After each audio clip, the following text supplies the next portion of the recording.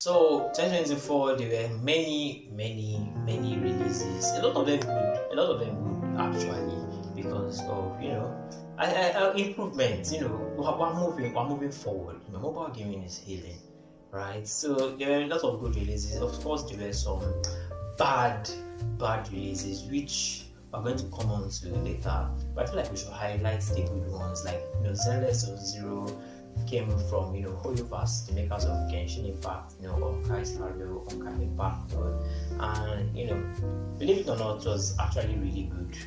It was huge to download. I wonder how many people were actually able to download or even play that game. But it's released on mobile and it's very good. You can see it on the screen here. Very high quality gameplay because we have a lot to talk about today, so let's just keep it moving. So Wuthering Waves also came out this year. Very nice. It's kind of like Genshin but with like much fast-paced much more engaging combat, right? And now before the Genshin mob comes for me, I'm not trying to say it's better than Genshin, okay? I'm not saying it's not better. I'm not saying it's better. Right, anyway, Wuthering Waves came out. It's a pretty good game. Girls Frontline 2 actually came out recently. Like, I don't think it's been up to a month as at the time of me making this video. But yeah, it was a good release. And it launched with a pretty decent amount of content as well. Of course, it's a gacha game, so updates are going to bring more and more stuff. Now, so Balatro, a Game of the Year nominee, came out on mobile and probably objectively the best game to come out on mobile. It's very easy to learn actually. Don't get scared with all the poker cards and the fact that it uses poker as the starting cards. Yeah, it doesn't really. It's very easy to learn. Just need to match those cards. But then now comes the twist. It's a roguelike card game where you also get to win points, you get chips, you get multipliers. It is so good that it is market players' new crippling addiction, and I am totally not addicted to Balatro. Monument Valley 3 came out on mobile courtesy of Netflix, which thank you very much Netflix. It was really good. If you play the original two Monument Valley games, they were just paid mobile games, paid experiences. You pay, get the full game, no in-app purchases, no nonsense, right?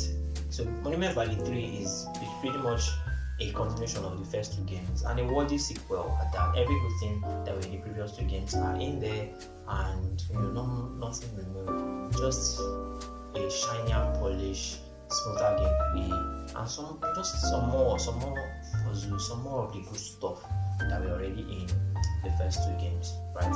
So, but except this time, instead of buying the game outright, you pay kind of with your Netflix account. So you already have a Netflix subscription, you already use Netflix, you just use your account to log in and play the game. That's easier than that. And speaking of Netflix games, they also brought us two more amazing games to mobile. Katana Zero, very early in the year, actually played the old Patriots in one weekend. Really amazing game. You control this samurai dude. It's kind of a platformer side-scroller action game with really fast, engaging combat, but you die in one hit. So it's kind of like Hotline Miami, with a one hit, kind of more realistic. Well, as realistic as one hit, a game where you die in one hit can be, but really fun, really engaging. You just cannot put it down, right? And they also brought us Hades. Now, Netflix brought Hades to mobile, but for some reason, brought it to only iOS. So only Apple users, only those on iOS can actually play Hades mobile to their Netflix account, which, W to the Apple fanboys or girls or Apple people, right? W. At least they get this one. They get this one. Yeah, it's a little things that counts. And probably my favorite game to actually come to mobile this year, Blasphemous.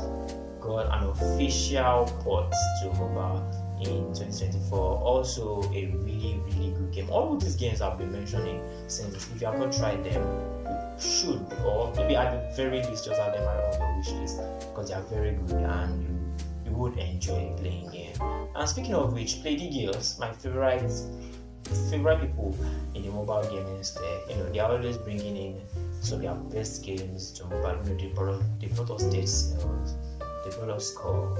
I think Score was this year. Yeah, Score the Hero Slayer. And they also brought us Children of Morta, which is kind of like a roguelike RPG, top-down isometric camera, dungeon crawling, monster slaying action game. Which I love, by the way, which is why I try to describe all of the game in one sentence. But yeah, Children of Morta, really good game. You should try it as well. After Image, which is a beautifully drawn Metroidvania action game that has you explore this 2D. You know what Metroidvanias are like. I don't think I need to explain. Well, if you're not really familiar with the Metroidvania, they're just basically 2D side scrollers, but not linear. So you kind of have the freedom to explore and actually find things out by yourself and discover different things. So After Image is one of those. Very good, very well done, and beautiful. I can't stress how beautiful this game is. So beautiful, so well done. And another beautiful game that I played and I actually liked was X Asterisk. X Asterisk is a paid one-time payment, no in-app purchases, no BS game, like After Image as well. But it's not 2D, it's 3D, it's the third person camera, those kind of games, right? But except it's not gacha, and it's not pay to win, it's not pay to pull, pay to get anything, it's just a one-time payment and you unlock the full game, which that's pretty nice. That's pretty nice. Project Jesus Christ. Blood Strike also released this year, which is a hero shooter battle royale, Apex Legends clone, if you will, that happens to be good. A lot of times when people hear, oh, this is a mobile clone of this popular franchise, haha, it must be shit. Well, not this time. We win. Mobile gaming actually won this time, and it's not shit. Carry On is another game that got a mobile port this year. And if you don't know what Carry On is a game that I used to play on PC and I used to love, because sometimes I just like being evil on mobile games. Like when I play Prototype and we just literally just spawn in the streets and just literally, and then the army comes and tries to stop you, and then you just find different kinds of creative ways to kill them. So Carry On is a game that you play as a monster. It's kind of like a reverse horror game. In most horror games, there's this huge, overpowered, gory, disgusting, evil monster that is chasing you, and then you are trying to avoid obstacles, trying to survive on the little resources that you get from the game, and try to survive and maybe ultimately get or defeat that monster. Well, in Carry On, you are the monster. You are kind of like spawned as a laboratory experiment mistake, something from the lab that then you go around, you have these long tentacles that help you to move around and also help you to drag people, eat people, get bigger, eat more people, get bigger, kill more people, get bigger, eat more people, get bigger, solve puzzles. Really fun experience. You should try it out. It's very gross, very disgusting, but ultimately very fun. Okay, we're slowly starting to get to the part where we remove our rose-tinted glasses and start to roast some games. But before we get to that, so some of the not so good stuff that came out in Devil May Cry Peak of Combat. It is not the peak of combat. Let's get that out of the way. It is not the peak of combat in any way, shape, or form. I mean, it's not terrible, but it's not good, right? If you're a Devil May Cry fan, you could play it, but I feel like, why not play DMC Devil May Cry, the reboot that everybody hated? It's better than this one. why not play Devil May Cry 2 on the don't play Devil May Cry 2 on the PS2. It's still terrible. Still terrible to this day. Dare I say worse than Peak of Combat. But you can try Peak of Combat. I mean, it still has Dante. It still has the Lord of Coolness himself, Virgil. But that's about it, right?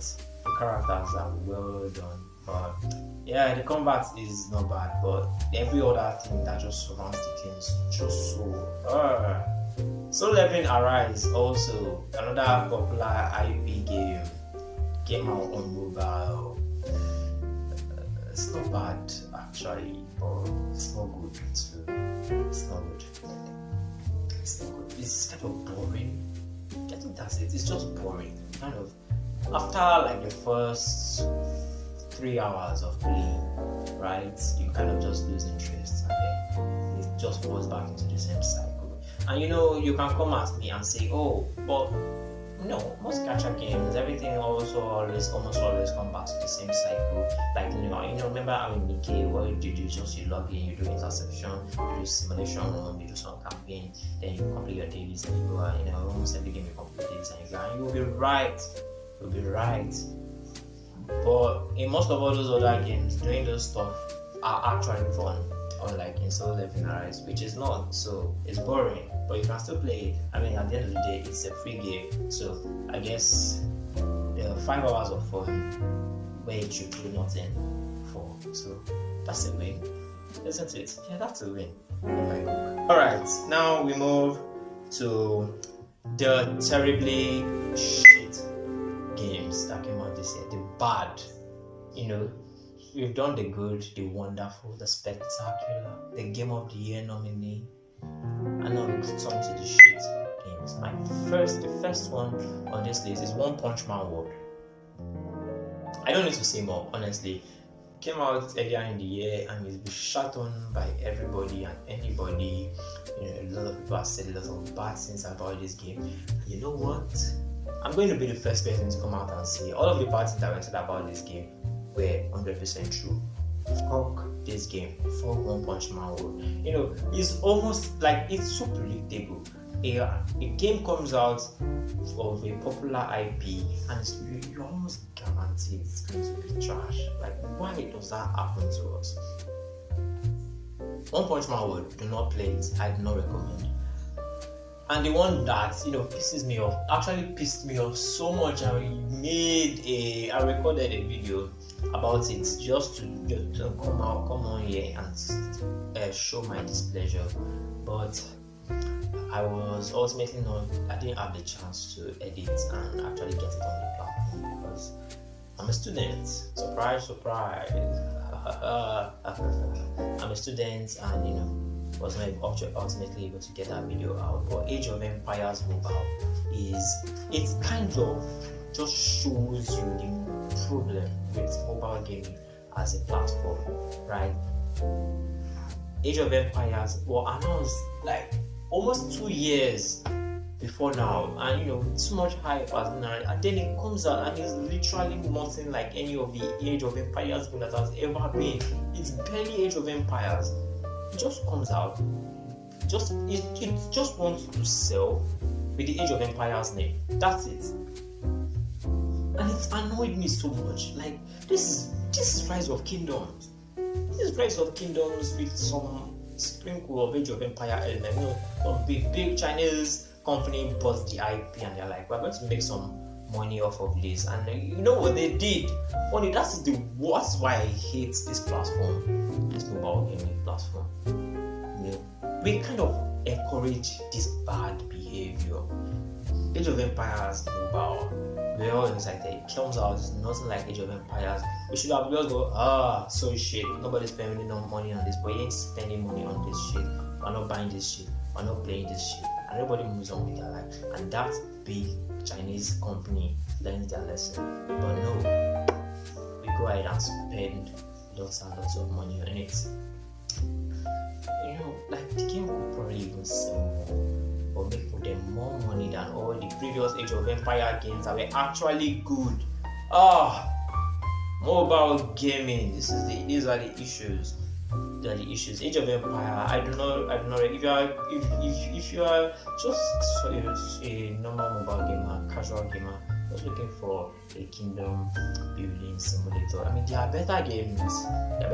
So I wouldn't recommend Age of Empire. But I mean, I guess you could have fun with it. But it's nothing like what it's trying to. It's nothing like it's not like the source material. It's nothing like the IP that it wants to bring to us. So Age of Empire Mobile, not a fan at all. Now, those are the games that I have played by myself in 2024 that I have just come here to kind of just give you little reviews, mini reviews of them. So if I have helped you to find a game from this video, please like, subscribe. I hope you had fun. If you are still here to the end of the video, then I'm glad. Thank you for staying. Also, now those are the games that I have played by myself. There are some games that I have not particularly played by myself, but I've heard lots of good things about from other people in the mobile gaming community and my friends and people that have actually played these games. So I'm going to mention them now. So these games, I've not actually played them, so this is not my personal opinion. Alright, so I'm just echoing other people's words on these games, but apparently they are good. So I just want to shout out them, like Grand Criminal Online. It's kind of like GTA Online but on mobile, on a smaller scale. But the graphics are decent, the missions, some of people had fun and are still having fun with this. Right, so you should probably try that. Also of Torment is this Diablo meets Vampire Survival like game, which a lot of people have actually praised. And I watched some of the gameplay, as I'm showing you, and it looks like fun will be hard. I have not had the time to play it personally, but that's still I feel. So thanks for watching again, and I'll see you in the next video. Hopefully this won't take as long as this one.